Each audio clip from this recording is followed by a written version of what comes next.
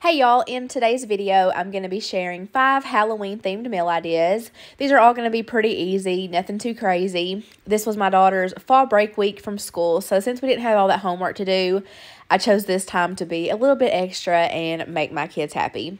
So first up, I am doing some stuffed peppers, and these are going to be like little jack-o'-lanterns. So that's why I chose orange peppers. Not all of them would stand up on their own, so I did have to kind of slice off the bottom on a few of them, and it was no big deal. Nothing like fell out the bottom like I thought it would. So yeah, and then I just took the tops off, as you can see. I took the seeds out and cleaned those up. You do want to reserve the tops for later. And then I am just going to carve out these little faces the best that I can.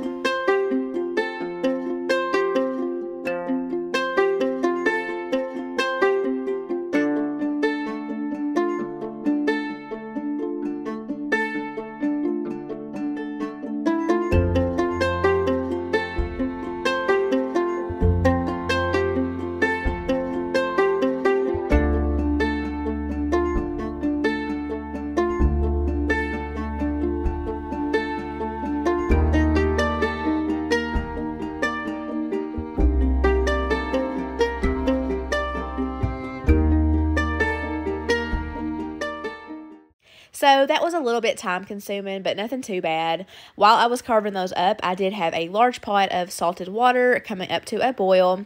And as you can see, I'm just tossing in those peppers as well as the tops. And I'm going to let that cook for 5 minutes. And then I am going to drain it. Parboiling it like this is going to keep it from being crunchy in the end. But if you prefer that, just simply skip that step. So next, I am browning up 1 pound of ground beef. I'm going to add in a big spoonful of minced garlic, and then I'm just going to season it basically the same way I always do. So salt, pepper, onion, and garlic powder. Once that was fully cooked, I drained off the grease, and then I added in 1 can of petite diced tomatoes, juice and all, following with 1 1/4 cup of water. I'm also going to add in several dashes of Worcestershire sauce. I don't measure because if you overdo it, it's no big deal. We love the flavor. I'm also adding in some Italian seasoning and 1/2 cup of uncooked long grain white rice. And I'm just going to stir that in, make sure it's fully submerged in that liquid. I'm going to let that come up to a simmer, pop a lid on, turn it down a little bit, and I'm going to let that cook for about 20 to 25 minutes. Here it is after that timer went off. And then I'm adding in a 1/2 cup of some spaghetti sauce. I'm going to let that heat through for a couple of minutes, and it is done. So to a casserole dish, I'm just adding down a layer of spaghetti sauce. I'm going to give that a little swirl, make sure that the whole bottom is fully covered. And then I've added in my peppers, and I am just going to start stuffing them with that meat and rice mixture. There was enough filling to probably fill about 8 peppers, but I knew that would be way too much for my family, even with leftovers, so I just kind of wanted to show like what I had left over. This is a 2-cup measuring bowl, so I'm just going to throw that in my freezer and use it for another day on something else. So I'm just placing my tops back on those peppers, and then I'm going to put some tinfoil on the top, and that's going to go in the oven at 350 degrees for 35 minutes. And then once the 35 minutes was up, I burnt my fingers off and removed those tops. And then I am going to add some shredded cheese. If you've been with me for a while, you know sharp cheddar is probably our favorite. But of course, you can use whichever type of cheese you want. I think mozzarella would be really good with these as well. But yeah, once I've added that, I put the tops back on and threw that in the oven for an additional 10 minutes. And that was it. I chose not to serve it with anything because I figured this was plenty enough, and I was right. These were super filling, and my kids got a huge kick out of the way that these looked. They were delicious. And of course, if you didn't want to make the face on them, this is a good stuffed pepper recipe that you could do with any color pepper. My kids loved the filling. They ate all of it, but unfortunately, they would not try the pepper, which was kind of a bummer because they weren't that cheap. But hey, we're trying over here. Up next, I am doing a Jack Skellington chicken pot pie. So I started by adding 4 tablespoons of butter to my skillet. Once that melted, I added in 1 stalk of some chopped celery, and I'm just going to let that cook in the butter for a few minutes to start to soften it up. And then I'm going to sprinkle in some plain all-purpose flour, 1/3 cup. And I'm just taking my silicone whisk and combining that together. This is, of course, the roux and what's going to thicken your sauce. And I did cook that down for at least 2 minutes to really get that raw flour taste out.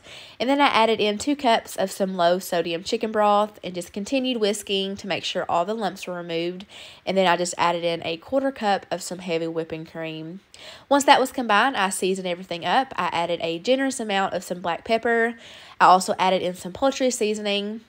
Now, I am going to link the recipe down below in my description box, but I will say to not follow the recommendation for how much poultry seasoning they used, because I have done that before and it is just way too much, way too overpowering, so I will definitely leave a note down there as well. And then for the last 2 seasonings, I'm just adding in some lemon pepper and then some garlic sea salt. I will say in the end, the chicken pot pie was lacking a little bit of salt, which, you know, is kind of fixable. You can add some salt to your dish, of course, but I just say it's important to taste as you go. Sometimes I forget, it happens, but yeah, just try to remember to taste as you go. That way you'll be completely satisfied with the end result.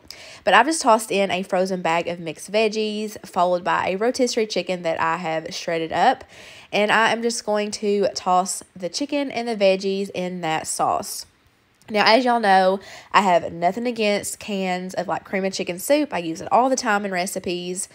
But when it comes to this chicken pot pie, that homemade sauce is what makes this so great. I'm telling you, it's a game changer. So now that filling is ready, I have pulled out the pie crust. I really love the Great Value pie crust. That's all that I've ever used. It's a little bit cheaper than like the Pillsbury. And yeah, I think it tastes really great. And another thing with that recipe, it does say to leave that out at room temperature. I disagree with that. I think it's so much easier to unroll and work with when it is cold.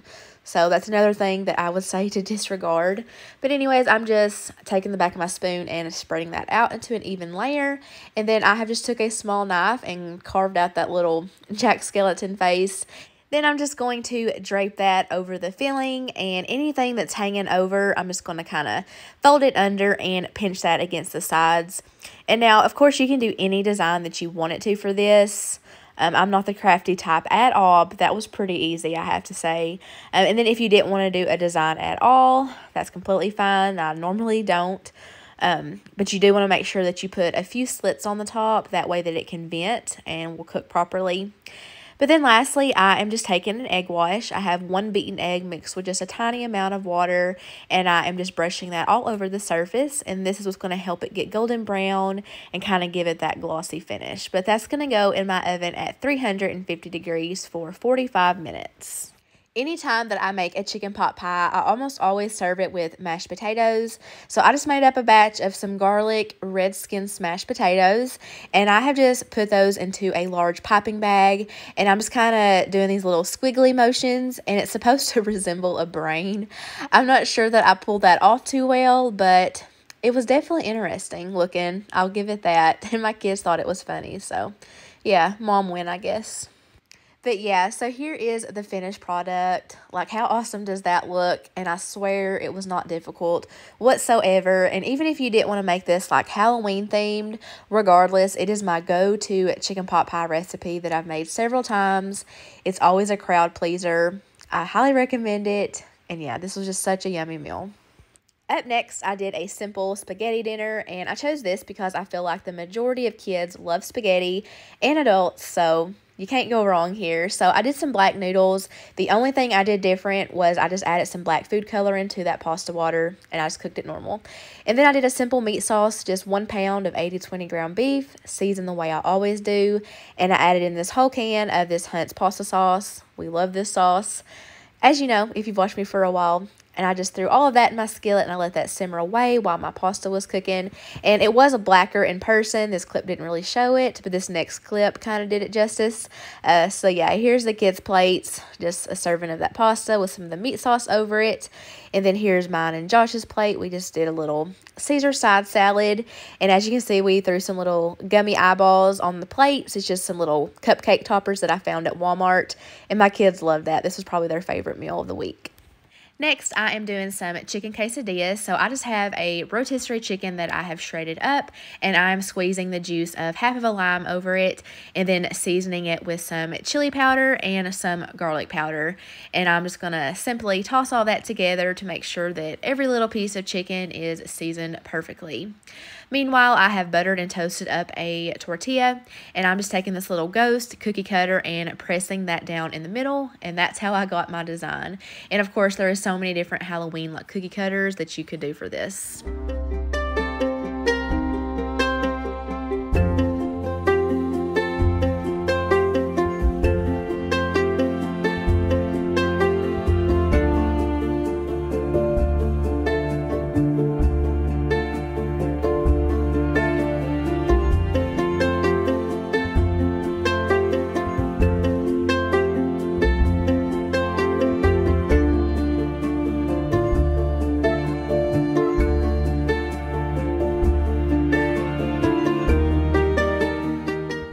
This would also be a really great lunch idea because it's so quick and easy to throw together, especially if you shred that chicken the night before. And I also think it'd be really good to pack in a lunchbox, either for your kid who's going back to school or your spouse. Doesn't matter. These are just so delicious. And then I have some rice on the side, and then I found these super cute like fall leaf tortilla chips at Trader Joe's, and I just whipped up a quick guacamole and some sour cream to dip those in.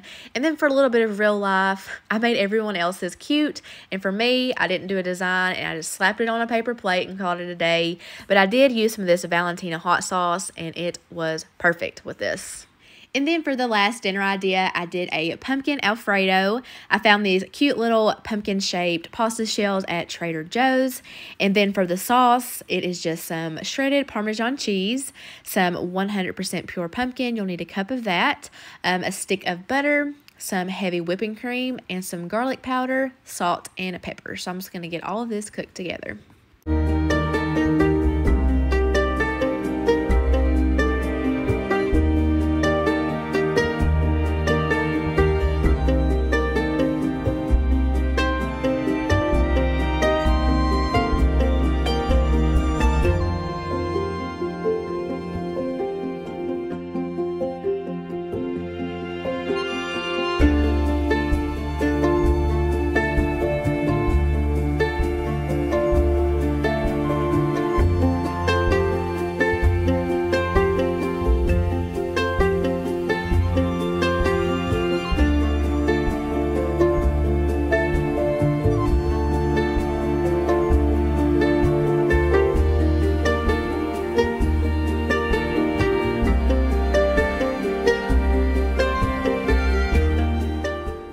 Honestly was not looking forward to trying this pumpkin Alfredo because it didn't sound appetizing to me, but it was so good. It just tasted like regular Alfredo sauce. We couldn't even tell that the pumpkin was in there, but it just adds a lot of nutrients to something that is rather fatty, and it has a nice color to it, so like kids will more than likely try it. I will say though, with that pasta, it was like impossible to get it done, so it was slightly undercooked. But I did serve it with some mummy garlic bread, and all I did for that was I just took some frozen garlic bread, threw it on a cookie sheet, and I took one piece of string cheese and just pulled it apart and threw it on there like so. Just repeated the process, and then I just took some sliced olives and placed it on there for the eyes, and I just baked it as normal, the directions on the box.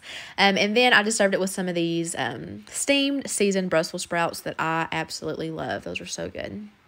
And then to top off the week, we did end up doing some chocolate-covered pretzels. I just have these little Halloween sprinkles and some of these candy eyeballs. I found both of those at Walmart. These were originally meant to be like mummy chocolate-covered pretzels. I could have swore I had some white almond bark on hand, but apparently I didn't, so we just made do with what we had, and I'm just using the regular chocolate.